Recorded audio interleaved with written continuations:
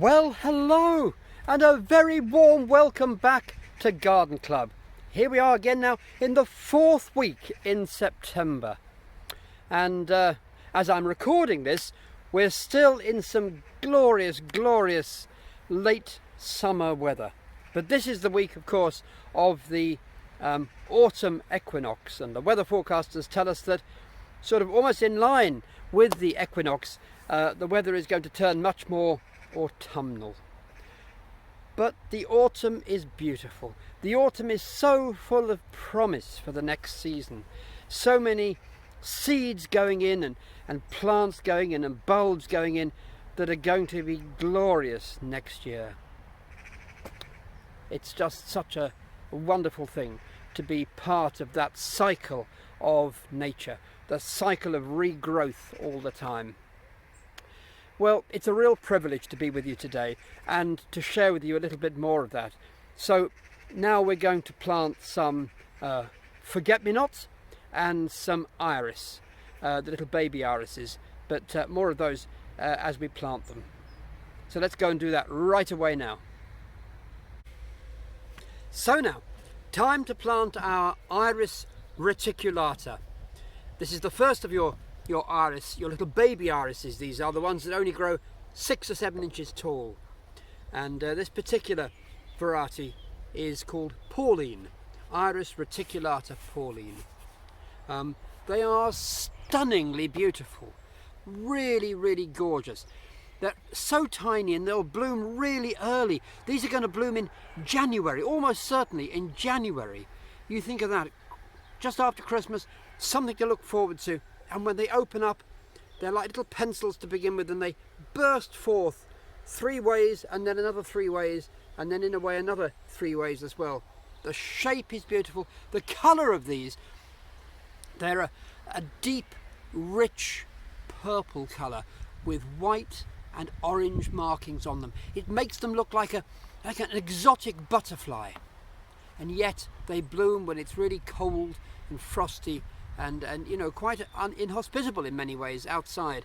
But they'll give us some cheer really early on, even before your snowdrops probably. So they're such a lovely thing to grow. I'll put more information about them on our newsletter this week, so you can see some more interesting facts about Iris Reticulata Pauline. And as I say, there's another Iris Reticulata to plant later on as well, which are a different colour. So beautiful. They're on my list of favourite flowers. So let's do the planting. So here we are. I've got the pot ready. It's a slightly smaller pot than the one that the narcissus go in, because these are smaller bulbs. And here's your kit that you're going to have to plant from. And here's your label, which you get all with it. So let's put them in. Here we are. We've got they're lovely bulbs. Look at that. And a nice shape. I always think iris are a lovely shape. Very nice. So we make a hole about as deep as your finger. Perhaps a little bit deeper than you imagine, because they're not very big bulbs, but about as deep as your finger. And we put it in, again, pointy end up. I'll drop that one, so we'll have another one.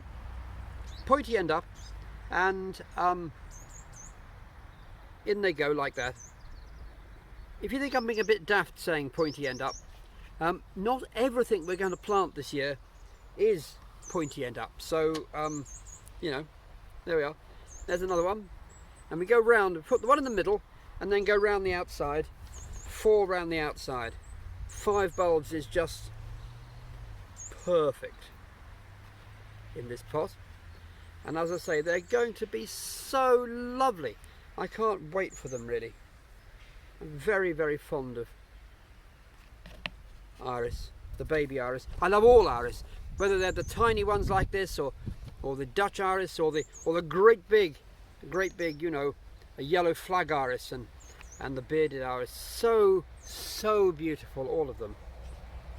They are a wonderful thing. Anyway, as I say, more to tell you on the newsletter this week. And so after we've planted them, we phone them in, and we add some of the wood chips that will be in your bag to them, so that they are nicely covered up. Sort of had a tendency to deter the squirrels and the mice and things. Then we add our label, like that.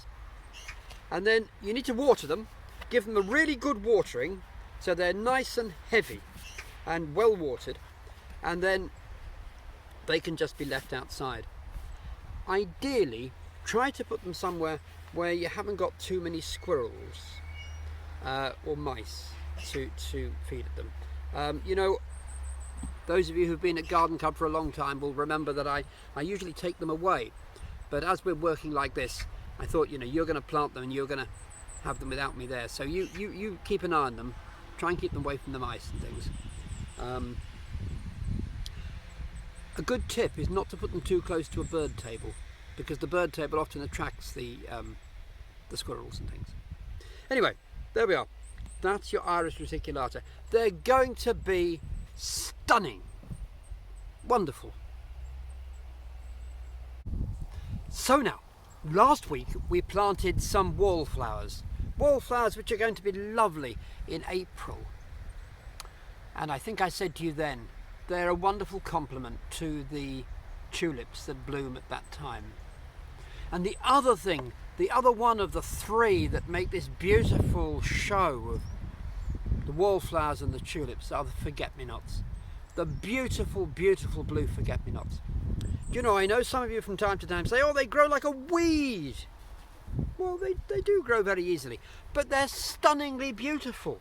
Forget-me-nots are marvellous. Never, I was going to say never forget a forget-me-not. That was a silly thing to say. But, you know, never underestimate the forget-me-not. It's beautiful. So these we sowed back in the summer, and it's time they went in now. So we're going to pop these in to these pots, and they will give us, as I say, a gorgeous show. They're usually, of the three, they're usually the first to flower.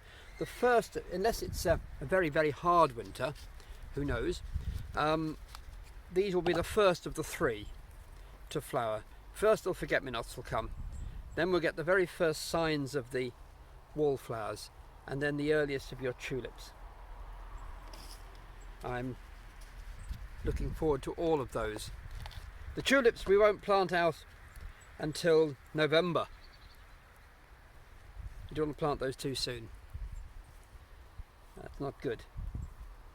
You've got gorgeous, gorgeous tulips this year, because I'm adding into the ones that we're going to plant some that we would normally grow just as the cut flowers, so it was even more gorgeous tulips than usual. Oh, imagine that. We're planting these today for the spring. I've just got a feeling things will be, they'll look a bit different in the spring. Gardening, flower growing, anything out of doors is the ultimate optimistic activity, because you're preparing things always for a later time. Isn't that lovely? Forget-me-nots. Oh, such lovely things to look forward to. Before I go, I wanted to share with you the beauty of these really old geraniums.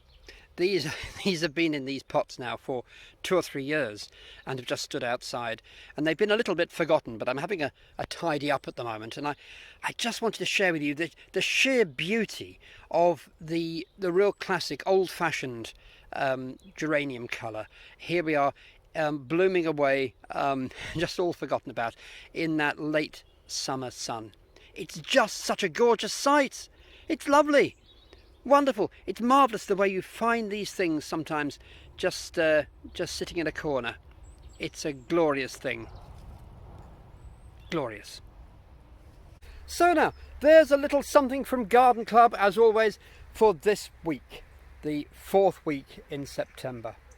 I'm already looking forward to sharing with you what we're going to do next week at Garden Club. There are so many lovely things to do.